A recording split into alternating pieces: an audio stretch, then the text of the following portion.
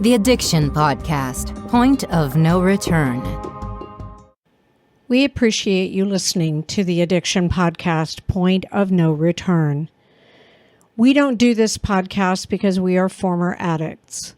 We don't do this podcast because we have loved ones who have suffered from addiction. We do this podcast because we feel that addiction is one of the biggest problems facing the world today, and that no matter who you are, no matter your religion, no matter your income status, no matter your race, no matter anything about you, addiction affects you. This podcast is a free resource for anybody looking for help with addiction. If you would like to help us in our fight against addiction, go to www.patreon.com/theaddictionpodcast273. That's www.patreon.com/theaddictionpodcast273 and make a donation of whatever amount you would like. Thank you for supporting us.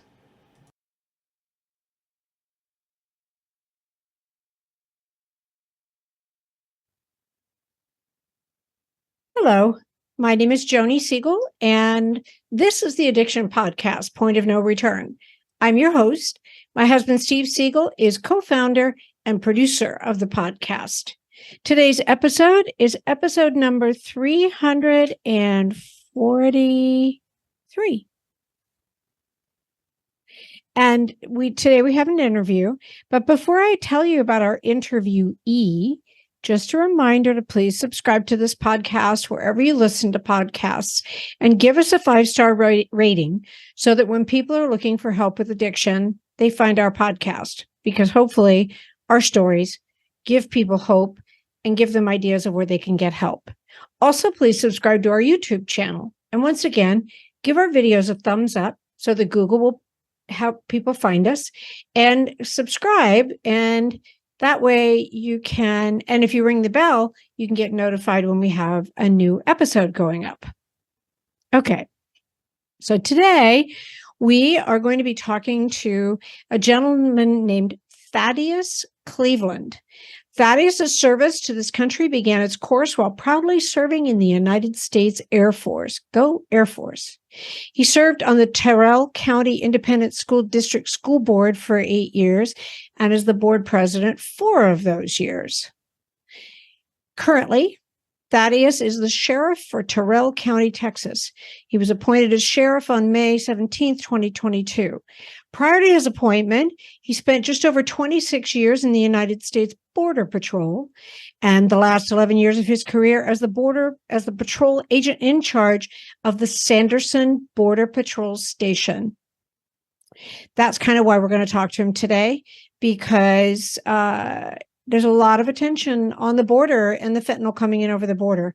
Now, before I forget, because I might, I want to also mention that Thaddeus Cleveland is going to be speaking at the big rally in a couple weeks in Washington, D.C. that is put on by the Lost Voices of Fentanyl. So without further ado, let's talk to Thaddeus C. Cleveland, Sheriff Cleveland. Sheriff Thaddeus Cleveland, thank you so much for being on the podcast today and being willing to share your insights. Hey, well, thank you for having me. Honestly, the pleasure is mine. Thank you. Thank you. So tell us a little bit about your background, where you grew up, what led you down the path to, get in the Border Patrol? How did that happen? But take us back to the beginning. Tell us about your childhood. I sure will. No, I sure will. So actually, where I'm the county sheriff out here in Terrell County, Sanderson, Texas, being the county seat, this is where I grew up. This is where I moved in about first grade. To go back to the very beginning, so, as we discussed prior, that both my grandfathers were career Air Force. So, of course, my parents met in Abilene, Texas, where Thaddeus Air Force Base is. And they were pregnant by 16, had me by 17, divorced a few years later.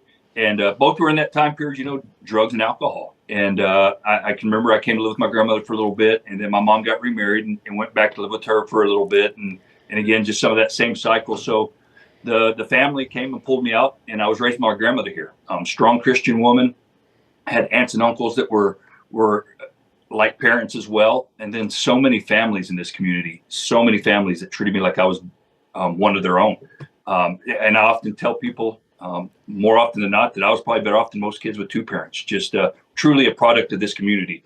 And I'll get to that little piece here in a bit about becoming sheriff. But no, from about first grade, I knew I would be a public servant. I knew I'd be in law enforcement. It's just something I remember taking some sort of little test that you answer these questions, and I can remember it saying that I was going to be a public servant. And had a cousin whose grandfather who lived here as well. He was our sheriff back in the early 80s. So I'm sure that definitely had an impact and kind of guided me toward that career field. But graduated high school here, went to a semester of college, and then soon after joined the Air Force. And again, part of God's plan, I went to a career field that I had no intent on going into. But had I gone into the one I wanted, I probably would not have gotten out when I did and got into the Border Patrol. I wanted to be security police. But when I got to basic training, all the jobs listed were medical career field, and I picked one. And 3 years later, I'd passed the Border Patrol test, and my career field was overmanned, and they supported me getting out early. So I started my Sheriff, Border Patrol. I just want to stop you for a second. I'm so sorry to interrupt you, because No, you're good. I just love listening to you talk, because, as we said, I was born in Texas and had family there, and still have family there. But did you say that you had your own little bit of drug and alcohol problem of your own? No, I did. Oh, I did. you My didn't. Okay. Parents. So that's when the family, and I was in kindergarten, first grade. That's when they removed me just from that situation. Because your parents did. So, because what I was going to say was you had some firsthand knowledge of this particular situation that we talk didn't know about what it all was. the time. Didn't know what it was. Just knew it just wasn't normal, I guess. Had no idea what it was at that age. But but the family knew that it was a place I didn't need to be raised in. So they went and got me and brought me to live with my grandmother. Okay. Blessing. Huge blessing. I tell you, had I not been raised by her, there's no telling where I'd be, honestly. So I understand. She did good. Oh my goodness. And you know, and she did, and other aunts and uncles, and then again, just the people in this community. But and feel free to interrupt me at times, because I'll just continue to go and go and go, and you won't get a word in edgewise. I'll get a word in edgewise. Trust me. So, okay. So you ended up, what year did you enter the Border Patrol? What year was that? So that was 1996. So I got out of the Air Force in late 95 and went straight into the Border Patrol in 96. Again, just part of God's plan. I got stationed in Nogales, Arizona. And at that time, along the southwest border, Nogales, Arizona was ground zero for not just illegal immigration, but also the amount of illegal narcotics that would enter our country through that piece of the border. Wow. So back then, it was a situation then as well. Oh, it was. Oh, yeah. And of course, you know, illegal immigration's been around for a very long time. And a lot of the places along the border are even old trails that the Indians would use, you know, crossing back and forth and being nomadic and whatnot. But it's a lot of the same crossing locations that have just been used for not just that as well, but also for, you know, you go back to the time of Prohibition and the things of that nature. That's just the Mexican border has always been that border for illegal things. And I mean, I'm going to ask your take on it as we talk a little bit more, but in my mind, it seems like it would be hard to patrol every single inch of that border. Now, I realize that with them being wide open like they are right now, that's kind of nutty, if I can say that. But I would think it would be quite a challenge to close the border all the way. And you're right. And, you know, when we talk about tactical infrastructure, we're not just talking about fencing, because fencing's a large part of it. So here in Texas, we have the Rio Grande River that serves as a natural barrier. When I worked out in Arizona, and I spent about 10 years total out in Arizona, but it was just a barbed wire fence when I started as Border Patrol agent. Oh. That was it. And I was our public information officer, and I used to give border tours, and I'd point out that 5-strand barbed wire fence separated a country of prosperity and a country of poverty. And that's not going to keep anybody out? No, not at all. So, you know, when they build fences, it's not going to be an end all either. Sometimes the hardest thing about getting someone into recovery is getting them to agree to treatment. Bobby Newman, a certified drug counselor with 30 years experience and an over 85% success rate as an interventionist, has created a series of 12 videos that you can use right now to learn every step to get your loved one to agree to treatment. Call 866-989-4499 today. And say the word podcast to get a 10% discount. Or go to newmaninterventions.com and type in the word podcast for a 10% discount. This service comes with a free 1-hour consultation with Bobby. We appreciate you listening to the Addiction Podcast, Point of No Return. We don't do this podcast because we are former addicts. We don't do this podcast because we have loved ones who have suffered from addiction. We do this podcast because we feel that addiction is one of the biggest problems facing the world today, and that no matter who you are, no matter your religion, no matter your income status, no matter your race, no matter anything about you, addiction affects you. This podcast is a free resource for anybody looking for help with addiction. If you would like to help us in our fight against addiction, go to www.patreon.com/theaddictionpodcast273. That's www.patreon.com/theaddictionpodcast273. And make a donation of whatever amount you would like. Thank you for supporting us. We have different fencing systems that keep people out, that keep vehicles out, but it's meant to be a deterrent and give us, the Border Patrol agents, and I still say us, even though I'm the sheriff, because that was a lifetime career there, half my life anyway, but it gives us the tactical advantage to be able to push traffic to areas where we have the advantage to work it. But it's not just the tactical infrastructure of fencing. We have roads, we have lighting systems, and then you have the technology that's key. You have cameras that can see day and night. You have cameras that are fixed to radars where the radar has a detection, the camera slaves over and picks up whatever it may be. We have ground sensors that are seismic. So if something steps over them and it vibrates, then it sends a signal back to the station that said, hey, you had an intrusion in this area. So there's that technology. Then you have to have the person with the badge on their chest. They can go out there and make that apprehension. So it takes manpower. And then lastly, it takes a consequence. So if you're going to secure your border, and you're right, you're never going to be able to 100% secure it. They're going to go over the fence, under the fence, through the fence. I've seen it all, or to a place where there is no fence. But if you don't have a consequence for those that are crossing our borders illegally, they're going to continue to do it. You have to have that consequence that's either going to be some jail time or some sort of other consequence. So, and right now we don't have that, correct? Well, we're getting back to it. Okay. So under Title 42, we didn't, and I'll tell you, a lot of people, even our politicians, were saying, "Hey, we need to get rid of Title 42." And in Title 42 was an authority given to the Border Patrol from the Health and Human Service, Public Health Service, to protect our agents from COVID, to protect our communities along the border from COVID. But it's not meant to be an immigration tool, and it was starting to be used as an immigration tool. And I'll tell you, it made things for us easier, meaning Border Patrol, but it took away, again, that consequence. So if we caught somebody from Mexico, Guatemala, Honduras, or El Salvador, they were immediately sent right back to Mexico. So there's no consequence. You get caught, you go back. Then you get to try to cross again. You get caught, you go back. And then when you eventually quit seeing that person, the likelihood is that they made it in the United States. Right. So, but now we're back to the consequences. And unfortunately, there's a lot of smoke and mirrors. And I'm not one that wants to cast blame on any certain political party, because I'll be the first to tell you, Republicans and Democrats both have had opportunities to fix this problem, and they don't want to. But with that being said, I worked under 5 different presidential administrations: President Clinton, President Bush, President Obama, President Trump, and then I worked for about a year and a half of President Biden. And I can tell you, those first 4 presidents all did something, regardless if they were Republican or Democrat, to further border security, to increase border security. But this current administration, absolutely nothing. It truly, what you hear when it's criticized, it's accurate. I'm not going to give you a one-sided story. I'll be completely honest. It's unlike we've ever seen before. And actually, the Border Patrol turns 100 years next year. They turn in 99 this past May.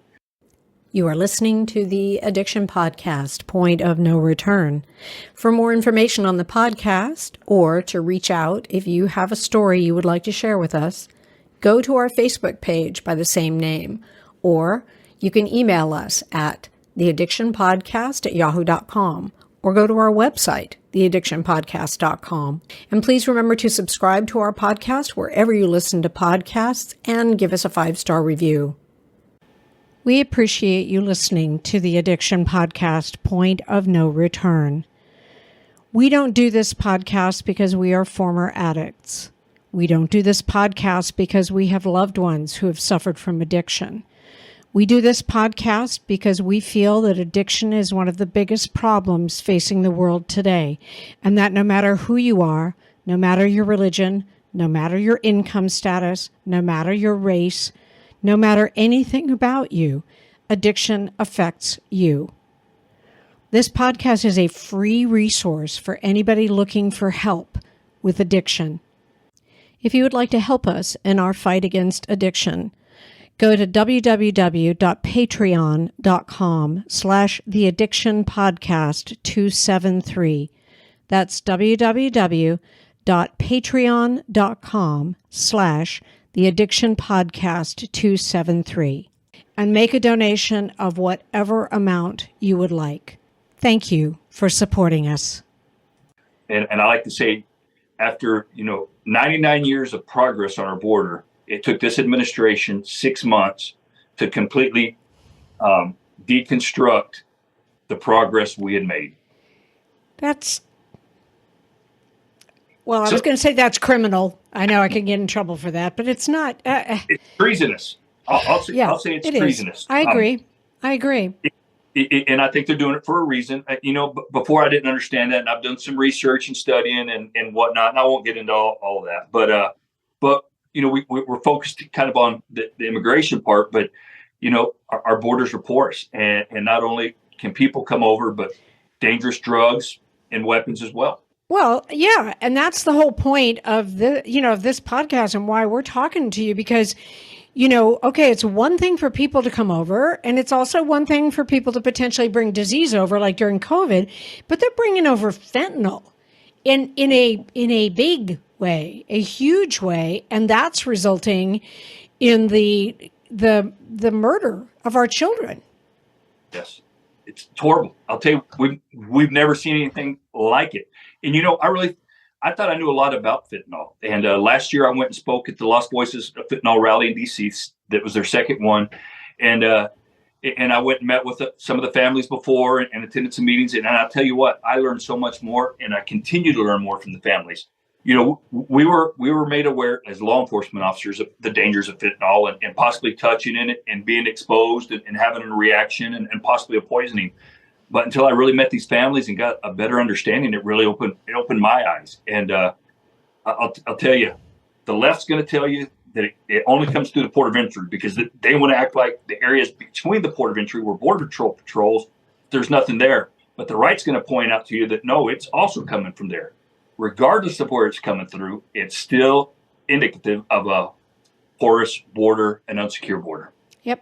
Yep. And I think it was at one of the congressional hearings, I saw an actual video, one of those night vision videos of guys coming in with backpacks. And that's exactly what they were bringing over the border. So it's not only coming in through the ports. That's not the case.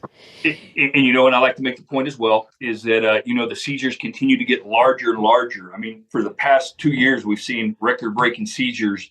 In Arizona and California are where the largest or the most seizures are made. Not as much in Texas and New Mexico, but they're still crossing at both locations. But each time you see a larger and larger and a record-breaking seizure, it just shows that the cartels are getting more brazen, and they're smuggling more because they're getting away with it. So right, and those are only the ones that we catch, and I don't think we catch the majority at this point. No, we don't, and we never have with any illegal narcotic or marijuana, things like that. Yep. What made you shift from the Border Patrol to being a sheriff, and how does that affect, your ability to to kind of help with the situation? Yes, ma'am. So I was 48 years old. I had 26 years in the Border Patrol, 16 months ago. And I had spent the last 11 years of that 26 years career as the patrol agent in charge of the Sanderson Border Patrol Station right here in my hometown. I wanted to come home and raise my kiddos. And I thought I'd be there till I was 57. We have a mandatory retirement age of 57 in federal law enforcement. And I thought I would be there. But our newly elected sheriff, Santiago Gonzalez Jr., very good friend of mine. I've known him since I was in high school here. He had just started his Border Patrol career here in Sanderson. Spent his entire 30 years here. He ran for sheriff and he won. And he was our sheriff for a year. And at the age of 55, he had a heart attack and he didn't make it. And, sorry. you know, I tell you, still thought a lot of him. But I had the time at that point to retire, and my community was in need. You know, and sure, other people could have filled that role, but I tell you, there wasn't going to be anybody that was going to take care of this community. And as I described earlier, this community that took care of me and raised me, and it was time to give back. And I know that sounds cliche, and a lot of times people will say that, but honestly, it was truly time to give back. And I have had this last 15 months the time of my life. It has been so much fun. We've caught just over 700 illegal aliens or assisted Border Patrol out of this office. Close to 200 vehicles we've taken off the roadway that were smuggling. I tell you, I work about 100 times harder for about a quarter of the pay, but I would do it for free. But you as sheriff can take action. You can put some of those consequences in place, whereas the Border Patrol cannot, right?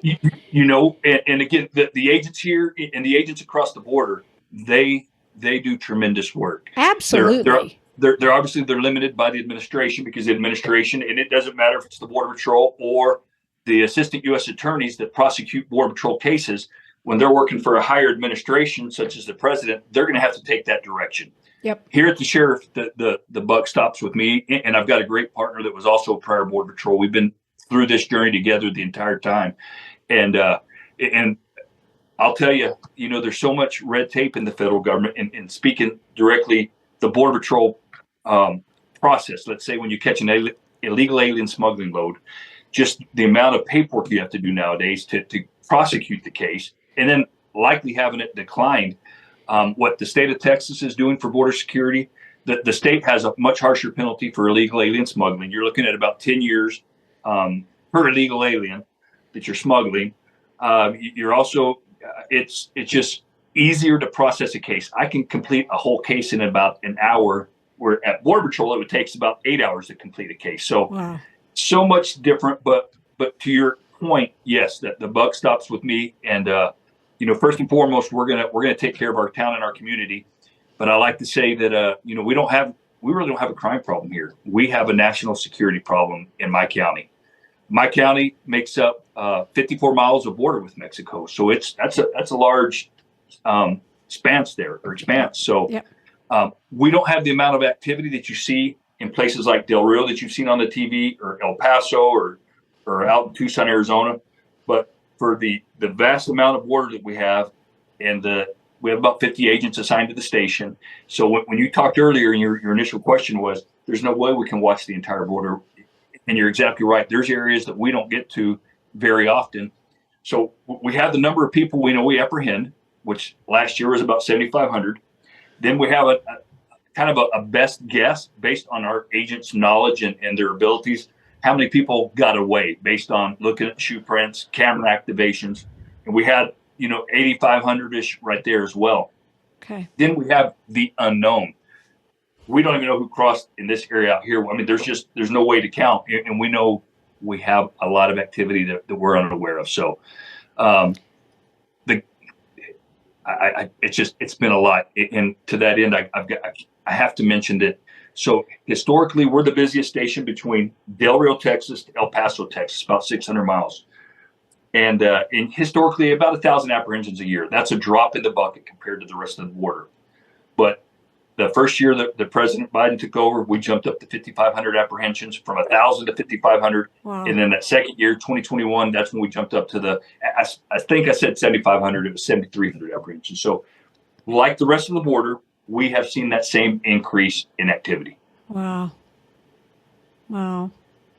Well, personally, I am glad that you are in a position to kick butt and take names.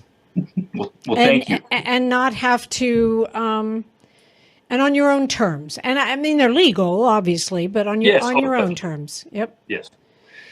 And that's a great point, because we've got in our area, when I was at Border Patrol, and even since I've taken over as sheriff, you're always not out here as much, but you'll have the vigilantes on one side, and then the faith-based organizations, and then Border Patrol's in the middle trying to balance those. And even out here, we've got some sovereign citizens, if you will.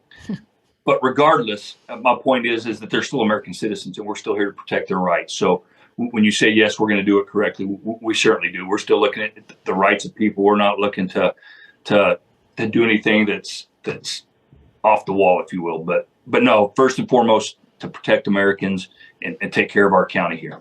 That's awesome. What are you going to say in Washington, D.C., Sheriff? What are you going to say? So actually, I just spoke this past weekend at a rally. It was called Travis's Voice, The Ocean Speaks, and it was down south of Houston, and it was a fentanyl family and angel moms gathering. I've got one coming up August 31st in Little Rock, Arkansas, I'll be speaking at. And then, of course, in September 23rd, the Lost Voices. And this year's theme's kind of been how what happens at the border, it doesn't stay here. It's going somewhere in the United States, and how what happens here affects the rest of the United States. So I'll give an update on what we're seeing across the border, and then how it's impacting the rest of America. In saying that, so I went and spoke at a town hall meeting at a place just north of Houston called Sanderson County. Y'all may recall about 2 months ago, there was a shooting in Cleveland, Texas, right next to Cleveland, Texas, and next to Sanderson County, where an illegal alien shot a family of 5 and ended up killing them all. And again, that just shows that what crosses this border, it's going somewhere else, and how it's affecting. So they invited myself and a couple of the border sheriffs to be able to talk to what's going on at the border and how these other communities are being impacted by it. Wow. So that'll be one of the topics I speak on as well. But again, I'll tell you, just to support those families, to be there to give hugs, to show some love, to listen, and also to talk a little bit about the border. But one piece I want to mention, are y'all familiar with Jason Jones at all? Have y'all heard of Jason Jones? He reports for Newsmax. I have not. If you get a chance, and actually, you can go to my webpage, ThaddeusForTexas.com, and see some of the interviews I've had with him. But he came out on the road with me, and he's a retired Department of Public Safety highway patrol trooper. And now he travels the border. He's an expert on the cartels, and he's going to be speaking there as well. But when he was out here last with us, we talked about the border. We both spent careers on the border. And he said it best. And I said, I told him I was going to steal his words and give him credit. But he said the ones that will finally get the border situation under control will be these fentanyl families, these angel moms, because their voice is loud. Unfortunately, it's growing day by day because they're losing loved ones. They're uniting, and they're relentless. I mean, and there are fathers involved in the mix, but you know how you mothers are. Absolutely. I tell you, this is what's going to do it. They're not going to give up until it's done. So. I know we had April Babcock on the podcast, and, I just applaud these moms and the fact that instead of just giving into the grief, they want to make something happen, want to get something done. And, like you, they kick butt, they take names. Well, I want to be there to support them every step of the way, whatever I can do. I've let them. I wish I could do more. And with that, and as I'm thinking about this past weekend and other events I've been to, if you look at these photos of not just, there's been young children that have gotten in fentanyl in their homes, to teenagers, to young adults, to even some middle-aged adults that have been poisoned. And I'll tell you, they look just like my kids. They look like my friends. It's not what people think, that when somebody, this is different. And it's so easy, and we've talked about this so many times on the podcast. It's so easy for people to go, well, my kid would never do that. that is excuse me. That is a head in the sand viewpoint. This particular situation with the poisoning with fentanyl is happening to all kinds of kids, and not because they're bad, not because their parents didn't raise them right. It's just something they decide they want to try, and then it's poison. Hey, and I've got, 3 beautiful, wonderful kids. One's serving, one's graduated college, another one's at college, but they've got a little bit of me in them, and sure, no, you get curious, and you may not even, you may think you're getting some legitimate pill, and it's just it's trying a Xanax or a Percocet. So, No. but you're right on April, and not just April, so many more, truly amazing people. There's so many organizations out there that are educating, and that's where I want to step in and help get the word out. I tell you, I wish I could do more. Well, I super appreciate you talking to us today. Tell me the name of your website again. Daddy's for Texas? Oh, Thaddeus. So Thaddeus for Texas. Yes, oh, ma'am. That's right. I saw that one. Thaddeus for Texas. And then, so I never did social media or anything before. It always made me mad because of all the complaining people do. But when I took over the sheriff's office, we really grew the sheriff's office page. And then I wanted to create my own page and just, again, not to self-serve, but to show that, first of all, there's a problem, and then to support our Border Patrol. And I tell you, I've been able to support the Border Patrol probably more from this office than I was even able to as the patrol agent in charge. I can understand that. Yep. And then to show the good work that not just that they do, but our Texas Department of Public Safety does, that our game wardens do, and then, of course, our sheriff's office with the local partners. A lot of good work going out there. What Governor Abbott has done for the state of Texas has been tremendous. I tell you, I can testify to that because I've experienced it. Last October, I wrote him a letter and told him just how much activity we're having, and I needed additional help. He had already sent some assistance down this way. And I wrote it on a Saturday. I published it on my Facebook, but I made sure he had the opportunity to read it first. And it wasn't anything that was bad. I just wanted to make sure that he read it. And on a Sunday, one of his staffers called, and on Monday, he and I talked, and I asked for 10 more DPS troopers, and he gave me exactly that. And we had some fun. Awesome. We had some fun. So, but my Facebook page, if you get the chance, either the Terrell County Sheriff's Office or Sheriff Thaddeus Cleveland. And again, we've slowed down with illegal alien activity, but really getting out there and trying to put some awareness for fentanyl. I've been fortunate with some media interviews, so I post those. And, I just want to be an advocate for the border, for Border Patrol, for America, for our fentanyl families and angel moms as well. I love it. How can we, or how can my listeners support what you're doing or support the Border Patrol? How can we support that? So and obviously, like you said, Joe, our biggest podcast out there, and for people from all over America, it may be kind of difficult from someone from Iowa. I would say first and foremost, prayers. Prayer works. I tell you, okay. I pray daily, not just in the morning and not just at night, throughout the day. Prayer works. But we have some organizations down here on the border. A good Facebook website is called Border Care Project, the Border Care Project. And it's an organization out of San Antonio, and they bring supplies to the border for our agents, and not just for them, because a lot of times when we encounter illegal aliens, they're in distress. They're close to death, and we're not out there just to apprehend them. We're actually out there on a lot of times life-saving, I won't say adventures, but life-saving efforts. Yeah. With that said, historically, we've had maybe one death a year in our area of responsibility here in Terrell County. The last 15 months, we've had 24 people die trying to cross our borders. Wow. So this portion of the Chihuahuan Desert, this portion of the border, of the 2,000-mile border with Mexico, is the roughest, toughest, most unforgiving piece of border. And regardless, you don't want to see anybody die. Right. You don't. It doesn't matter if you're here legally, illegally.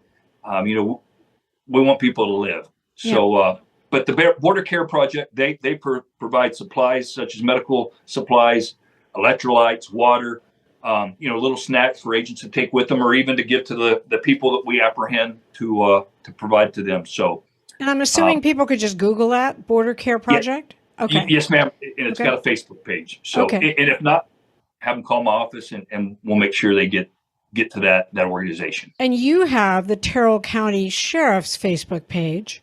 Yes, ma'am. And is Thaddeus for Texas? Is that a Facebook page? I know it's a website. It's just a website. My own personal Facebook is the Sheriff Thaddeus Cleveland. Sheriff Thaddeus Cleveland. Okay, good. So thank you for everything that you're doing to help keep our borders safe. And just thank you for doing what you do. And thank you for going to the rally and raising your voice, because that's huge when you do something like that. And thank you for being willing to talk to us today. Oh, well, and I hearing you say that, and I have to tell this. So thank you for thanking me. But, often people say, thank you for what you do. Your job's so difficult and it's so hard. And I tell them, I said, I'm in law enforcement because I knew from a young age I would be in law enforcement. What's hard about our job is when you're seeing the women and the children that are being trafficked, even the old people that are being crossed. When you see that on a daily basis, it's hard. If you've got a heart and you believe in God, it's going to wear on you. But just again, you asked, what can people do? Pray for our nation, pray for the leadership of our nation, and those that are helping secure our borders. Great advice. Thank you, Sheriff. Thank you all. God bless. I hope you enjoyed that interview. I don't know about you. I don't live in Texas. I live in Florida. But I'm really glad that we have someone like Sheriff Cleveland down there on the Texas border doing what he can to prevent drugs coming in over the border. We know it's a situation. We know that the current administration, and yeah, we can say it's Democrats, but I'm going to put the Republicans in there too, because this is nonpartisan, it's non-political, and it's not being handled. And as far as I'm concerned, both parties are just as guilty and responsible. So there you go. That's my story. We don't forget, if you want to go to the rally, you can still go. It's September 23rd in Washington, D.C. A lot of great speakers, including Sheriff Cleveland, including Gerald Posner that we've had on the podcast, and others that we've had on the podcast.